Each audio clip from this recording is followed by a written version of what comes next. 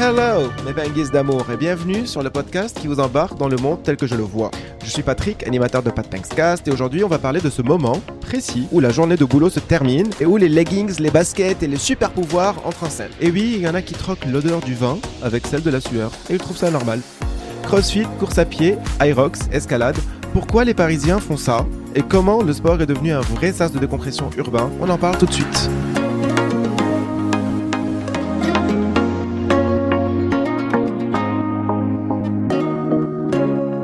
Cet épisode s'appelle After Workout et je suis avec Julien, notre accro de la salle de sport. Bonjour Julien. Bonjour. Je suis avec Nicolas, notre crossfitter. Bonjour. Et Sébastien, notre grimpeur. Bonjour. Aujourd'hui, l'idée, c'est de parler de cette tendance à Paris, qui est la tendance du sport, qui est en train d'augmenter, mais aussi toutes les autres disciplines qui commencent à être de plus en plus de tendance à Paris, notamment le crossfit qui existe depuis un moment, et surtout l'escalade et l'Aerox. Donc, pour ce faire, on va commencer déjà par le fait qu'à Paris, on a l'impression que le sport commence à être un moyen de plus en plus social et c'est un moyen de rencontrer des gens, de faire partie d'une communauté. Qu'est-ce que vous en pensez? Bon, alors moi, en ce qui me concerne, moi, je fais plutôt de la salle de sport tout seul, en individuel. C'est un peu plus individualiste. Oui. On y va avec les casques sur les oreilles, Oui. On fait son programme. Mais par contre, en crossfit, Oui, c'est en fait, tu cherches pas la même chose. Je pense que ceux qui sont à la salle, c'est surtout porté par les réseaux sociaux, les jeunes. De plus en plus, ils montrent. Puis et puis ils vont entre potes, etc. Le CrossFit, on cherche une sorte de box. Il y a plein de gens, c'est toujours les mêmes personnes. Il y a des gens qui passent leur journée là-bas. Ils se connaissent tous. Enfin, je veux dire, c'est beaucoup plus friendly en fait que la salle. Où la salle, en fait, je pense que quand t'as un boulot très prenant, tu mets tes écouteurs, t'as fait ta salle et t'es tranquille. T'as personne qui te parle, t'as personne qui t'embête. Au CrossFit, au contraire, je pense que tu cherches le contact du coup. et à l'escalade. Alors l'escalade, c'est dans le cadre d'une association. Donc là, effectivement, les gens, ils vont vraiment pour socialiser, faire des rencontres. Et ils profitent à la fois d'un entraînement, d'un apprentissage technique, mais aussi du fait de pouvoir échanger, parler, faire des nouvelles connaissances et partager des moments en commun. Donc c'est vraiment, il y a un côté très social dans le côté aller à l'escalade et faire des rencontres en associant une pratique sportive. D'accord. Et Julien et Nicolas, vous êtes en ce moment en train de faire de l'Aerox ensemble. En tout cas, vous avez un objectif qui est de faire je sais pas comment on appelle ça, une compétition ou Faire la course. L'Aerox, c'est une course. Faire la course de l'Aerox. Et donc l'Aerox en soi, est-ce que vous êtes tous juste seuls ou bien vous êtes quand même avec un groupe de personnes quand vous pratiquez? Alors ça dépend, parce que moi, du coup, vu que je suis juste inscrit à la salle, du coup, je vais faire mon petit entraînement spécial Aerox, où je vais mélanger la course, qui est très présente dans l'Aerox, et après les petites épreuves comme le sled push, le sled pull, les fentes, par exemple. Donc j'y vais seul, je fais mon petit entraînement. Après la compétition en elle-même, avec Nicolas, on va la faire en duo, en double. Donc on va la faire ensemble. D'accord. Et d'ailleurs, pour préparer ça, il faudra qu'on se fasse un petit entraînement ensemble. On n'a pas commencé encore. Oui, voilà. Donc vous n'êtes pas... L'Aerox, c'est une course, tu vois, c'est comme le marathon. Si tu disais, est-ce que tu t'entraînes avec plein de gens? En général, tu t'entraînes de ton côté. Par contre, sur le moment, tu es entouré de plein de gens. Là, c'est un peu pareil. C'est un peu un challenge perso, donc on est tous les deux, ce qui est beaucoup plus facile à faire pour un premier. Et, mais les gens peuvent venir nous applaudir. Ça coûte cher, mais ils peuvent venir nous applaudir. Ah oui, c'est vrai que... On en reparlera de toute façon tout à l'heure quand on arrive au segment de l'Aerox. Alors, juste comment vous êtes arrivés chacun à pratiquer ce sport-là et le sport en général? Qu'est-ce qui t'a motivé à te lancer dans le sport? Je pense que c'était l'envie de pouvoir être en forme. Tu vois, à Paris, tu bosses, tu travailles beaucoup et t'es souvent fatigué. Donc, tu as envie de trouver un moyen de te dire comment je vais rester en forme, comment je vais garder mon énergie. Donc, c'est vrai que faire du sport, ça te permet d'avoir la pêche, d'être en forme, d'avoir de la force. Ça t'oblige aussi à avoir une meilleure alimentation. Donc, globalement, ça te permet de vivre dans Paris et de travailler tout en étant toujours en forme. Et, voilà. Ouais. Et donc, tu as commencé du jour au lendemain ou bien c'est venu de façon progressive? Non, je pense que moi, j'ai toujours fait du sport avec des fréquences différentes en fonction de ma vie perso. Mais plus le temps passe, plus l'âge avance et plus j'ai envie de faire du sport et plus j'ai envie d'être en forme en fait. D'accord. Donc j'ai tendance à avoir accéléré ma pratique sportive, être beaucoup plus assidu et beaucoup plus présent dans les salles de sport et en club. Et vous, c'est venu progressivement ou bien c'était d'un coup la pratique du sport? Alors moi, j'ai jamais été un grand sportif de base, et c'est vrai que je me suis mis sur le tard. D'abord, je pratiquais chez moi, alors la musculation essentiellement. Donc chez moi, j'avais un peu de matériel, j'avais la barre de traction, j'avais le banc, j'avais quelques haltères. Et là, je me suis remis à la salle de sport. C'est vrai que moi, j'ai un emploi de bureau. Donc en fait, toute la journée, je suis assis à mon bureau, je me dépense pas forcément. Donc c'est bien aussi d'avoir ce sas un peu où tu vas un peu te décompresser, où tu vas lâcher, où tu vas un peu brûler des calories. Parce que sinon, en dehors de ça, j'en brûle pas beaucoup. C'est vrai que moi, j'ai la même situation. On a des jobs derrière un écran. Par contre, toi, dans ton job, Nicolas, tu bouges déjà dans la journée, non? Oui, parce que moi, je l'ai pas fait parce que je bouge pas, parce que voilà, je passe ma journée dehors en plus, c'est à marcher. Donc c'est juste que moi, en fait, j'ai eu une perte de poids énorme et qu'en fait, à un moment, même avec la perte de poids, le muscle, c'est ce qui permet le plus de rester en bonne santé et surtout de rester avec un poids qui me convenait en fait. Ouais. Donc du coup, moi c'était ma hantise le sport. Hein. Vraiment, je l'ai fait parce qu'en fait, j'avais pas d'autre choix en fait. Ok, tu t'es senti obligé à un moment donné. C'est quoi? C'est la société qui t'a... Non, c'est juste en fait tout simplement que ta santé en fait à un moment, c'est physiologique. Oui. Si tu veux pouvoir rester en bonne santé et surtout ne pas prendre de poids, il faut plus de muscles. Parce que les muscles brûlent quoi? C'est vrai que c'est les muscles qui brûlent les calories. Donc en fait, il n'y a pas le choix en fait. J'avais pas le choix. Ok. C'était ta hantise, mais finalement maintenant tu trouves. Mais maintenant je peux pas ne pas y aller en fait. Donc oui, j'ai compris votre addiction certaine là. À force d'y aller, il m'a pas fallu longtemps. Mais c'est bien, c'est comme un switch en fait qu'il faut arriver à faire en fait. Il faut un switch. Ouais. D'accord. Ok, très bien. Et donc, en fait, si on met tout ça dans le contexte de Paris, est-ce que Paris en tant que ville, vous a incité à faire plus de sport parce que vous vous sentez plus à l'aise à l'extérieur, parce que nos appartements à Paris sont un petit peu plus petits? Quel a été l'impact de la ville sur votre pratique de sport?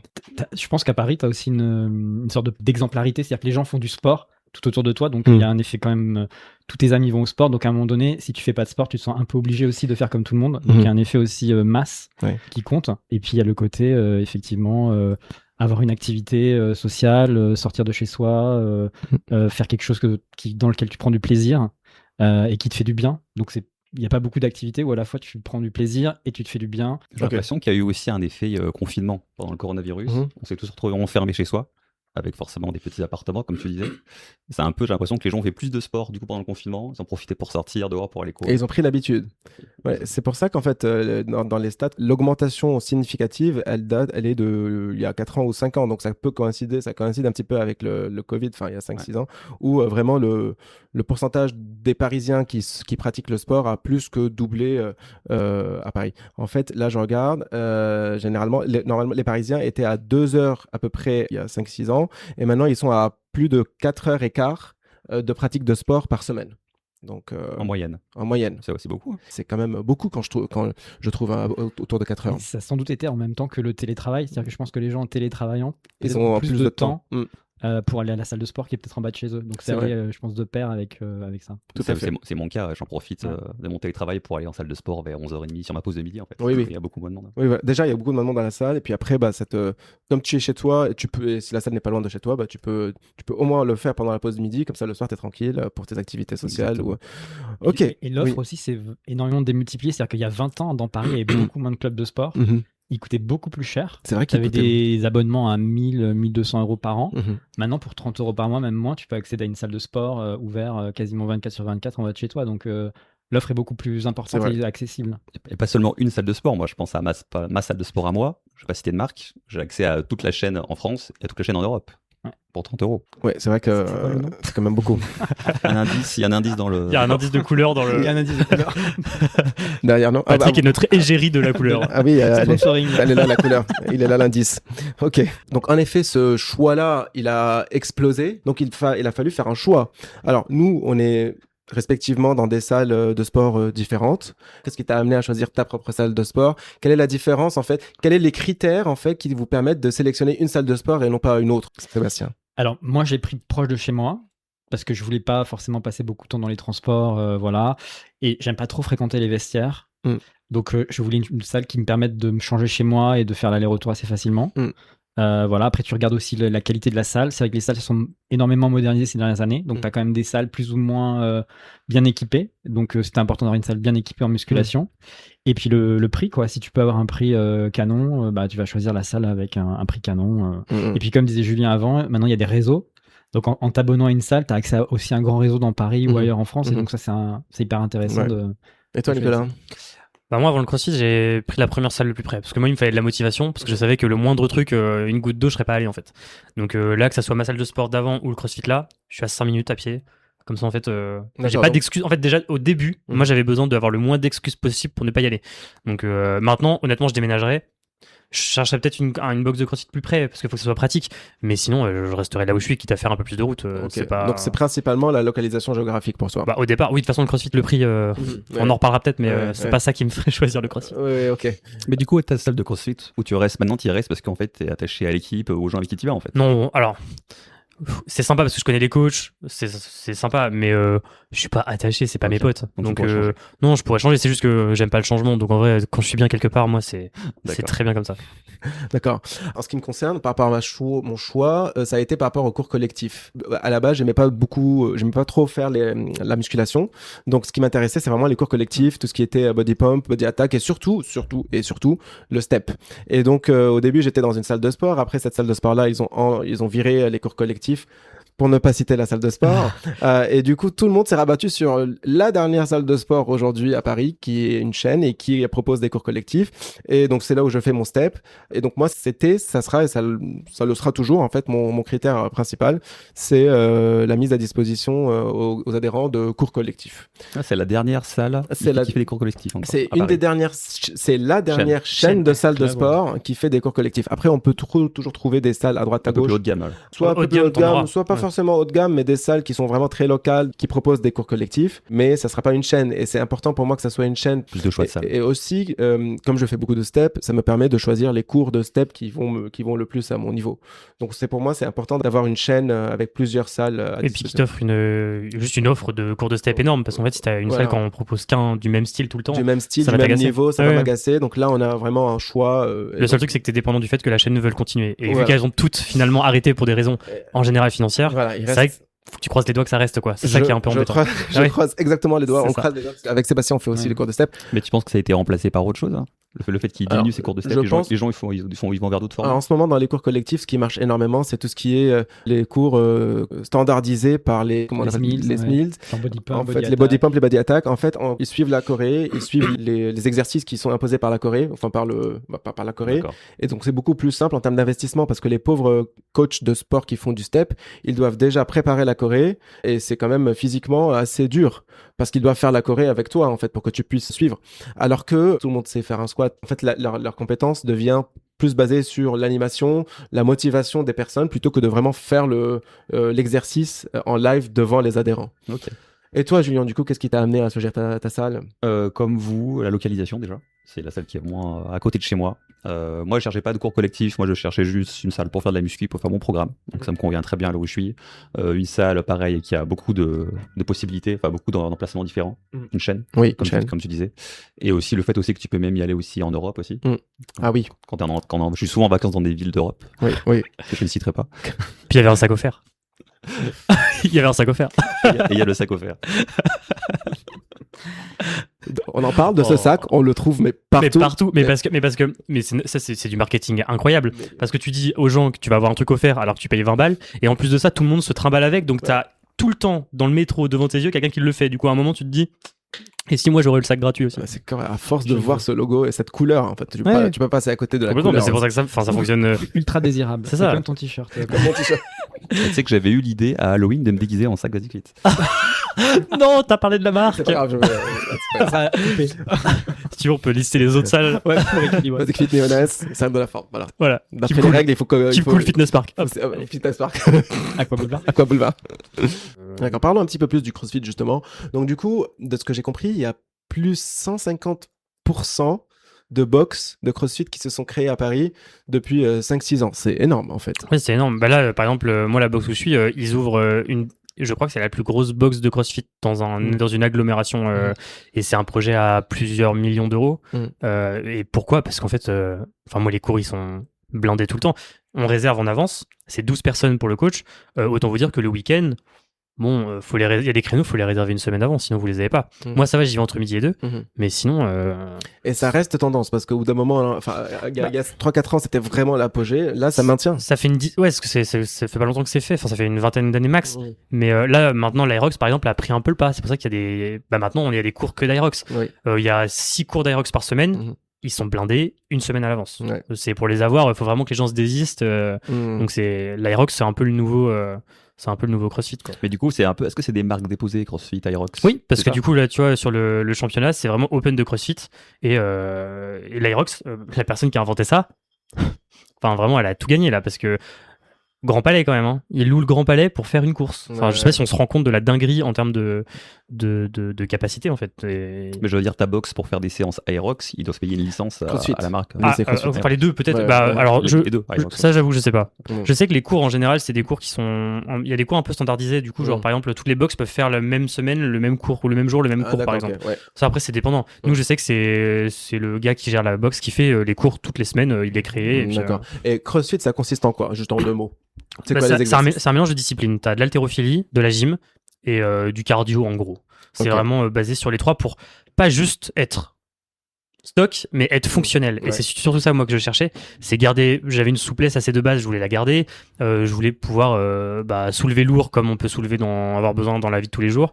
En fait, je voulais être fonctionnel et pas juste D'accord. athlétique, on va dire. Ok, et donc toi, tu peux choisir en fait tu peux bouger le curseur entre cardio et renfort musculaire, ou bien ce sont des exercices standardisés? Ça dépend des jours. Par exemple, en fait, aujourd'hui, je suis arrivé, je savais à peu près le thème du truc, mais je savais pas ce que j'allais faire. Je savais pas que j'allais passer 20 minutes à faire du cardio. Genre, sinon. Donc chaque séance est différente. La séance, elle est divisée par deux. Ouais. La première partie, c'est en général ce que tu apprends. Par exemple, si tu dois apprendre à faire double jump de corde à sauter, et ben en fait, pendant les 10-15 premières minutes, tu apprends à faire ça. Et après, tu as ce qu'on appelle du coup un Metcon, où en fait, là, ça peut être du cardio, ça peut être de l'haltérophilie, ça peut être. Tu as toujours une partie apprentissage et une partie dépense ou lourd, ou. Ça marche toujours comme ça. Ok. Et quand tu fais du CrossFit, comment ça se passe? Tu as un objectif, tu le mets en place avec ton box et tu le suis, ou bien non? Non, t'arrives. En fait, c'est l'avantage quand t'arrives, tu sais quasiment. Enfin, moi, je savais rien faire. J'avais jamais fait de sport. Si je sais faire la roue, quoi. Mais enfin voilà. Et encore, on le fait jamais ça. Ouais. Mais par exemple, on apprend par exemple à faire ce qu'on appelle des strict chest to bar. C'est qu'on prend la barre. Il faut venir la taper sur ses pecs. Bah ça, en fait, t'apprends petit à petit. Au départ, je savais pas les faire. J'ai passé d'abord les pull-ups, puis après les chest to bar. Donc en fait, tu t'évolues comme ça, mais t'es pas obligé. Parfois, il y a des trucs, faut marcher sur les mains. Faut apprendre à marcher sur les mains. Il y a des gens, s'ils voient qu'il y a ça à la séance, ils viennent pas parce que ça les intéresse pas de savoir marcher sur les mains. Okay. Moi, ça m'amuse. Oui.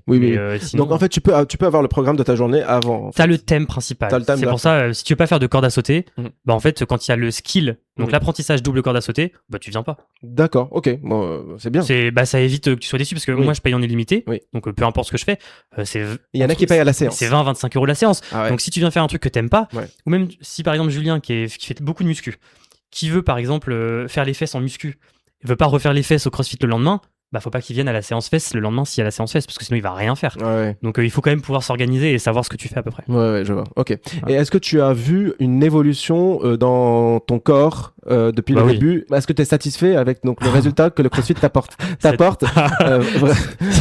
On n'est jamais satisfait. Question piège. En fait, satisfait. Non, en fait. Faut jamais regarder et savoir si t'es satisfait ou pas. C'est ce que j'ai appris. C'est juste être content de l'évolution et du chemin parcouru. Bon, c'est pas toujours facile de se dire ça, mais s'il y a une évolution, honnêtement, j'aurais été aussi assidu à la salle en ciblant spécifiquement des choses. Je pense que je serais un tiers plus large que maintenant. Parce que enfin non, mais j'exagère un peu, mais parce que la muscu, elle est basée sur le fait de faire gonfler et grossir ses muscles. Pas du tout le CrossFit. Le CrossFit, le but, c'est d'être athlétique et fonctionnel. Donc en fait, je peux réussir j'aurai les mêmes bras que Julien un jour, mais pas à la même vitesse que Julien en fait. Ou faudrait que je cible les bras en plus du CrossFit. Faut être conscient de ça quand même. C'est pas les mêmes disciplines. Ok. Parce que tu travailles plutôt tout le corps en fait dans une séance. Tu cibles pas. C'est surtout que les muscles, quand tu veux les faire grossir, c'est tout bête. Faut les déchirer pour qu'ils se reconstruisent. Pour ça, il faut aller à l'échec. Nous, on va pas à l'échec. En général, on soulève quand on est en haltéro, on soulève à 80%, 70% de ce qu'on fait max. Parce que le but, c'est de mettre de la tension et de mettre de la vitesse. Donc c'est pas la même. Tu recherches pas la même chose. Ok, très bien. Merci. De rien. Notre grimpeur préféré, Sébastien.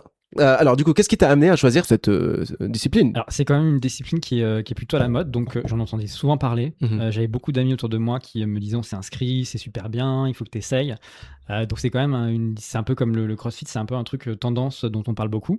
Et j'ai eu effectivement envie d'essayer. Et l'intérêt aussi de la grimpe, c'est que souvent ça se fait en association parce que tu as besoin d'être en binôme ou en trinôme pour pouvoir grimper.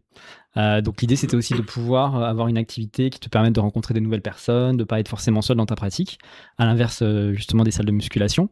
Et donc c'est ça qui m'a incité à tester. Il y a à la fois une valence technique, c'est un sport où il faut quand même apprendre des techniques, tu es quand même souvent à risque et en danger puisque tu montes à plusieurs mètres d'altitude, donc il faut vraiment maîtriser la sécurité et la technique. C'est aussi sportif parce qu'il faut mettre en pratique tes muscles, et il y a ce côté très social d'échange parce que tu es en binôme, en trinôme dans le cas d'un club. D'accord. Donc en fait, justement, pour pratiquer l'escalade, il va falloir, contrairement aux autres disciplines que nous présentons aujourd'hui, il faut suivre une formation. Oui. tu es obligé de suivre une formation, même plusieurs formations, parce que tu as plusieurs types d'escalade, tu as plusieurs niveaux, tu as des niveaux débutants, intermédiaires, confirmés, tu as plusieurs types d'escalade, tu as le bloc, la voie en tête. Et pour chaque type d'escalade, tu fais une formation. Peut-être pas pour le bloc. Le bloc, c'est l'escalade la plus basique que tout le monde fait sans forcément de formation. Tu es à 2-3 mètres de hauteur. Il n'y a pas forcément de risque et de danger. Par contre, t'es pas assuré, c'est ça. T'es pas assuré, en fait, t'as pas de corde. Voilà. À partir du moment où tu fais de la voie, donc c'est ce qu'on appelle la voie, tu as une corde, tu montes jusqu'à 6-7 mètres. Là, tu as beaucoup plus de risques parce que si tu tombes de 5-6 mètres, tu peux te tuer, enfin quasiment sûr, tu te tues. Donc là, tu as effectivement besoin d'être à 2, d'avoir une personne qui assure, et là, tu as besoin de maîtriser des techniques, de savoir faire des nœuds, de savoir utiliser un baudrier, voilà, parce que tu mets ta vie entre les mains d'une autre personne qui va t'assurer, qui va tenir la corde. Donc, il faut vraiment...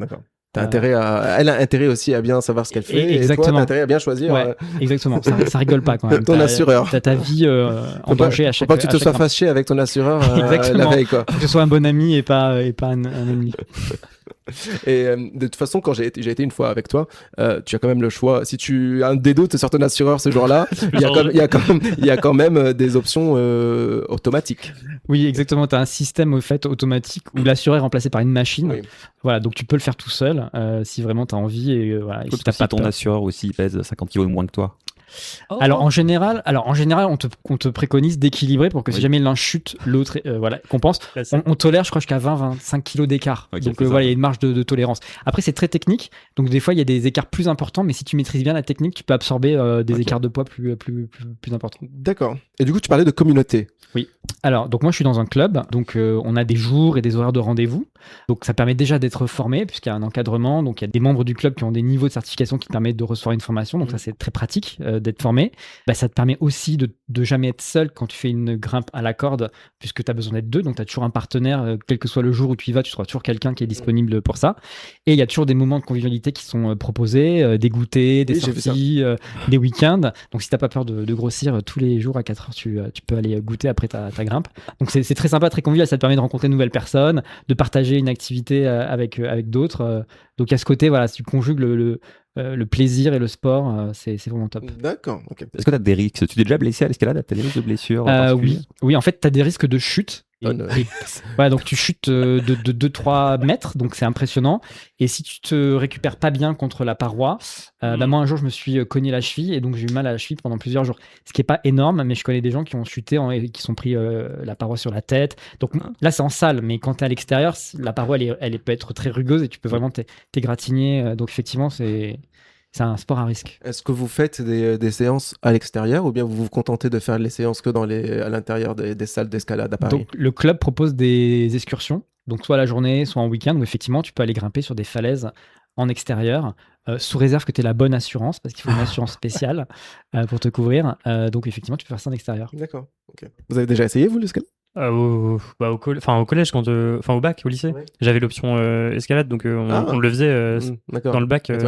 Au collège aussi. Après, j'ai déjà fait quelques via ferrata, parce que je viens de Grenoble. À Grenoble, on a des belles montagnes. Ah oui, c'est vrai. Des belles falaises. C'est vrai. Et donc, il fallait absolument que tu places Grenoble dans le podcast. Donc, j'ai déjà fait quelques via ferrata. Les via ferrata, en fait, c'est une balade, en fait. En fait, t'avances en ligne droite, en fait, sur la falaise. Donc, c'est beaucoup plus facile.